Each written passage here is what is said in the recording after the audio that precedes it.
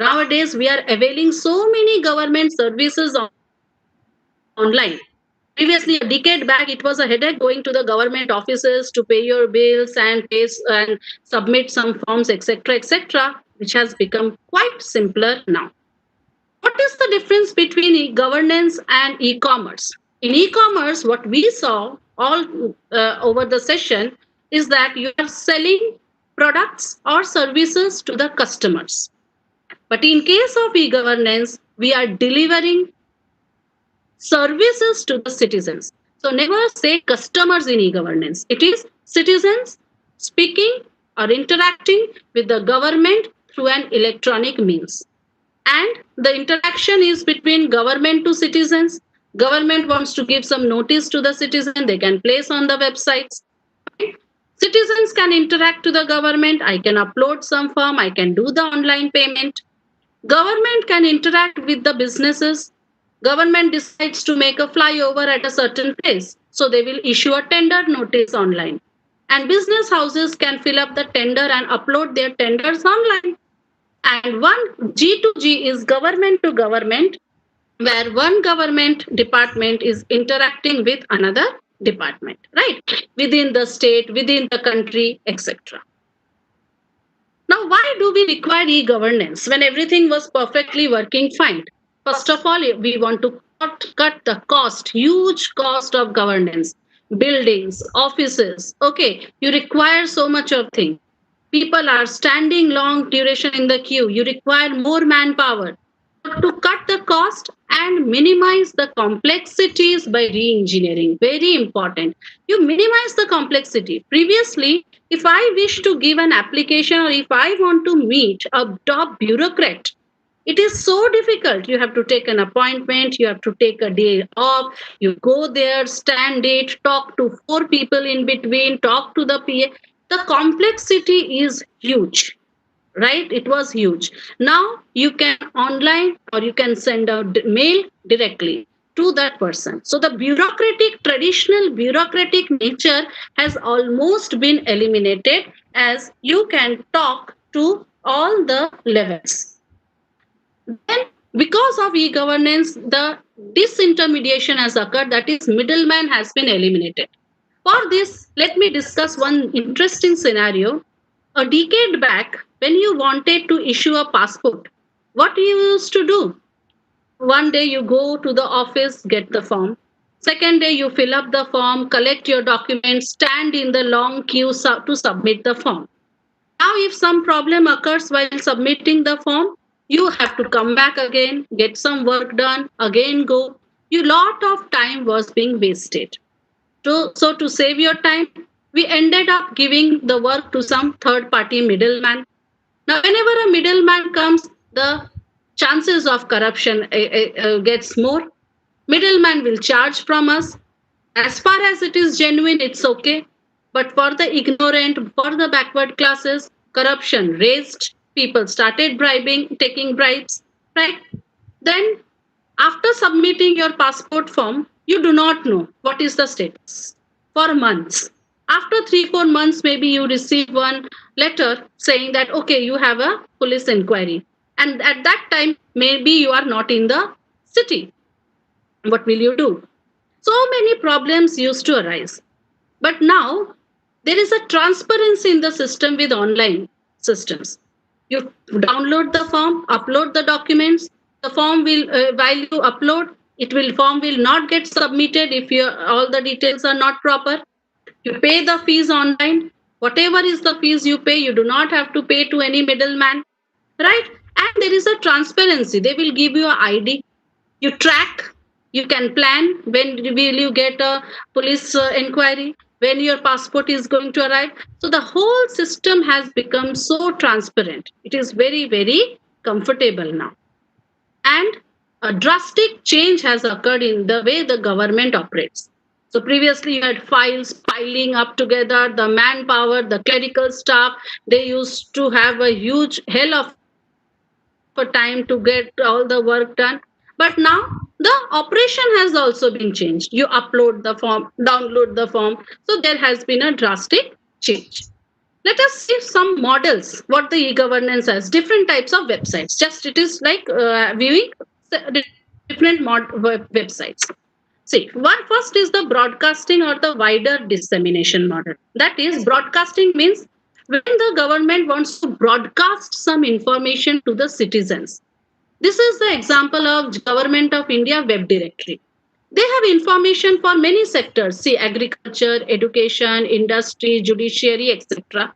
So, as a common person, common citizen of India, I wish to read what are the projects going on in agriculture, where it is being implemented, how it is being implemented. So these websites are broadcasting information. So if I want to go to the agriculture department of a certain state or a district, whom should I contact? The phone number, the email address, everything is broadcasted here. This is the website of National Informatics Center, NIC. The name suggests Informatics Center.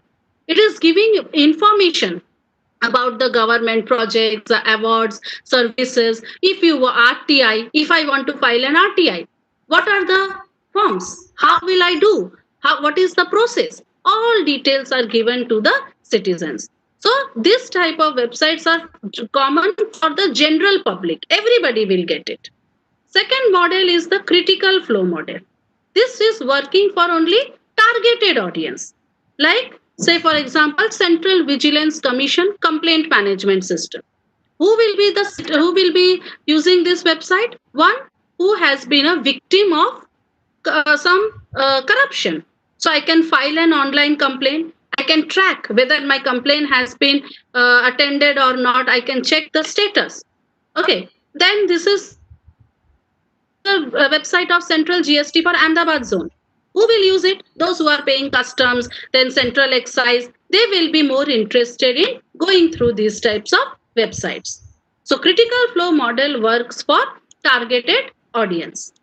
Third one is the comparative analysis model. In case of comparative analysis model, the government is putting up some data and is comparing the past data. Like here, Census India, population census, we all are aware. Every 10 years it occurs. So this is the last one, that is 2011. Now government can put up a comparison between 2001 to 2011. That how many, what was the male female ratio in urban and rural population, how many villages were having drinking water, now they were not having water, now they are having water, the agricultural growth in the villages, the dam, etc. Every aspect can be compared, and majorly this model is used during the elections to show how much the nation is progressing. Fine, especially by the candidates. Okay, so they can show that in the past 5 years, this many schools have come up, or the education level has gone up to such a high level, such way.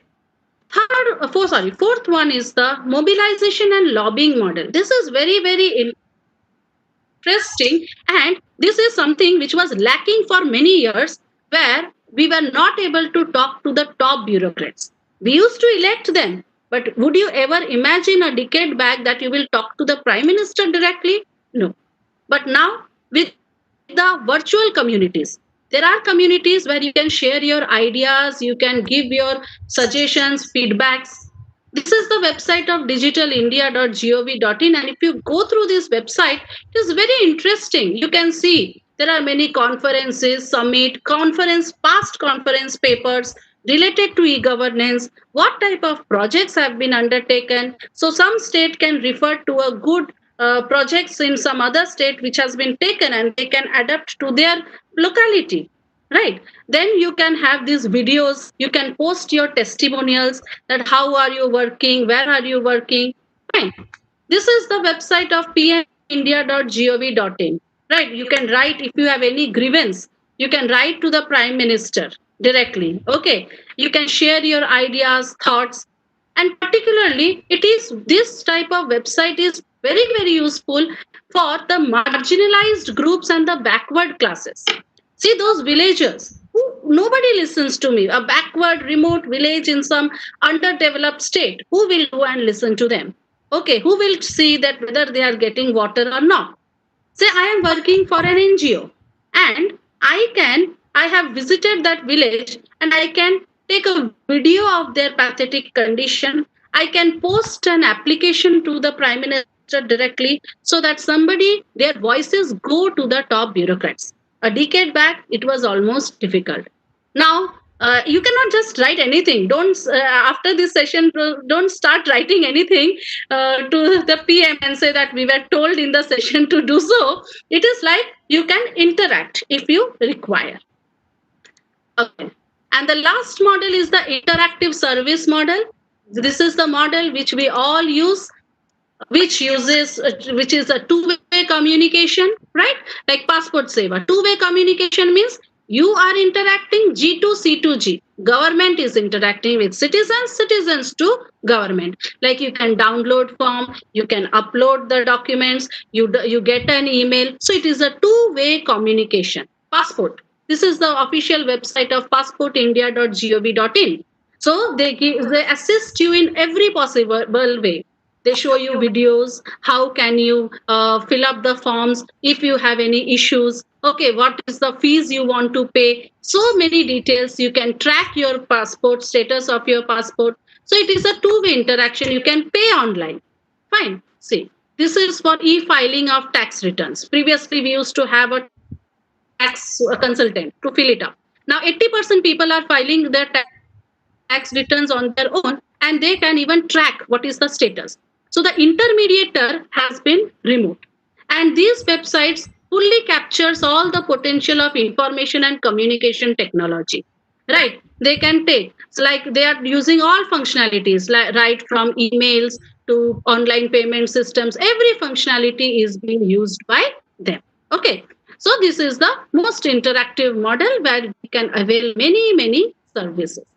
Now, I have discussed about so many types of services, so many type of offers, both in e-commerce as well as in e-governance. So many benefits, so many help we are getting. But how much it is true? How much it is occurring? So, what are the major issues while we are implementing e-governance? For especially for countries like us, like developing countries like us, we have so many constraints, so many limitations, challenges that we are not able to fully adopt e-governance.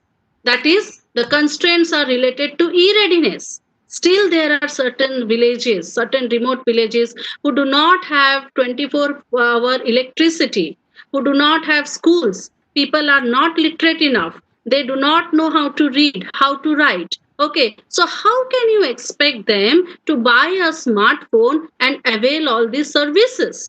This is not possible.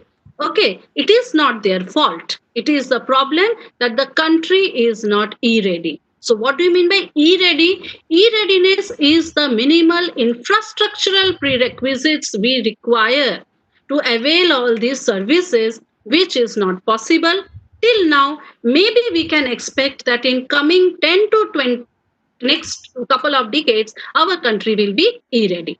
So this has created a digital divide in the society.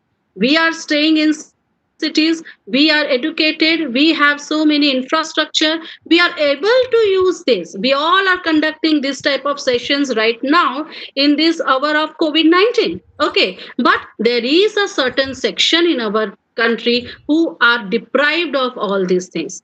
Hence, this has created a digital divide in the society. One section is benefiting, and another marginalized backward classes are not even aware of these services. Another major issue, issue which is is the business process re-engineering. The government departments, the way they used to work for so long, many years, they have to change, right? You cannot go by that old manual systems. Nowadays, you require high-speed servers, you require IT officers, you expect that the people working there are computer literate. Okay, or if they are not, you have to train them to use your softwares. So the way the government offices, departments are working has to be re-engineered, which is also challenging, but still our country is progressing in a very fairly manner towards the digital or e-governance.